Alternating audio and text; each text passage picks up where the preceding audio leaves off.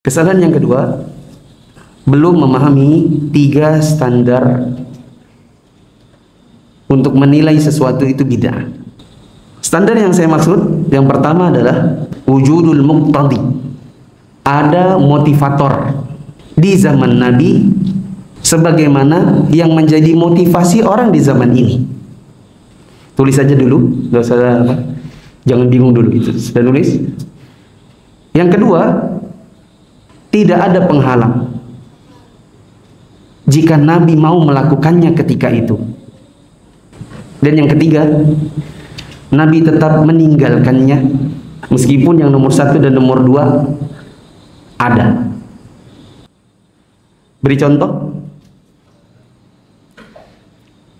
Maulid Nabi. Maulid Nabi. Kalau kita tanya, kenapa Pak kita mengadakan Maulid Nabi setiap tahun? Maka jawabannya, kita ingin mendekatkan diri kita kepada Nabi supaya dapat syafaat Nabi, ingin mengingat sirahnya Nabi supaya kita dapat pahala. Kita ngumpul di masjid untuk mendekatkan hati kita sesama kaum muslimin, menguatkan ukhuwah Islamiyah, mendengarkan nasihat. Menurut antum, motivasi seperti itu di zaman Nabi ada atau tidak? Ada. Bila Nabi SAW mau melakukan peringatan kelahiran beliau di zaman dahulu dengan mengadakan acara ini, acara itu, kalau di zaman sekarang bikin pakai pohon pisang ditusuk telur-telur, kalau di zaman Nabi misalnya pohon kurma masukkan ke masjid, tusuk dengan kurma-kurma begitu. Menurut antum di zaman Nabi kira-kira kalau Nabi mau melakukannya mudah atau susah? Tapi Nabi melakukannya atau tidak? Berarti ini apa namanya? Nah, jamaah yang dirahmati Allah, kesalahan sebagian kita adalah ketika menjelaskan tentang bid'ah belum paham 3 standar tadi. Makanya kalau dialog sama teman, sama keluarga atau tetangga, dialog tentang bid'ah mentok. Kita cuma dikasih, kamu masih pakai handphone. Handphone gak ada zaman Nabi. Terdiam. Kita bilang, nah ini kalau mau Nabi itu setauku itu tidak ada acaranya di dalam Islam, itu namanya bid'ah. Allah, bid'ah. Kamu pernah umroh? Pernah. Naik apa? Naik pesawat. Bid'ah. Harusnya kamu mau naik unta. Terus apa yang terjadi? Terdiam. Nggak bisa jawab. Kenapa nggak bisa jawab?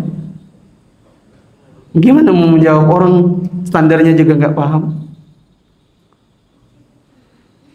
Ada yang lebih kenceng lagi, Ustadz yang saya sebutkan tadi.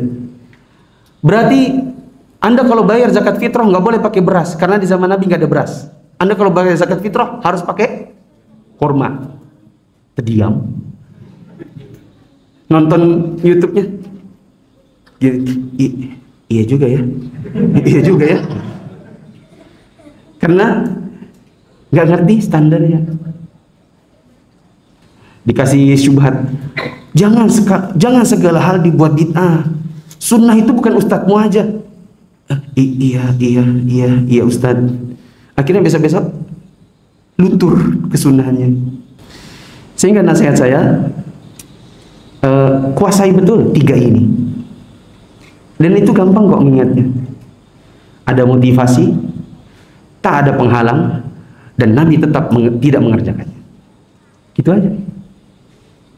Jadi kita kalau berdialog akan lebih ilmiah, kaya di kepala kita ini. Teman kita pun, ya paling tidak kalau dia nggak bisa menerima saat itu juga, minimal dia mikir gitu.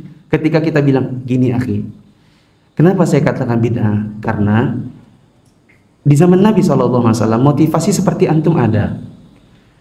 Penghalang kalau Nabi mau mengerjakannya nggak ada. Tapi Nabi tetap meninggalkannya.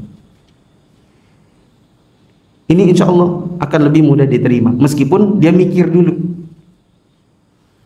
Saya saksi dari banyak ikhwan di Balikpapan yang dahulunya justru adalah penentang sunnah.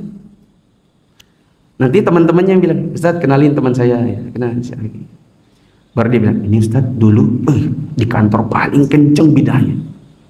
Habis kita dialog, mikir dia. Oh antum menyampaikan apa? Itu yang waktu kita belajar mulia dengan mana salah itu Ustadz bilang begini. Anak kasih dia ke dia, gini. Mikir deh. Besok-besok di mana sih kajian? Ikut dia.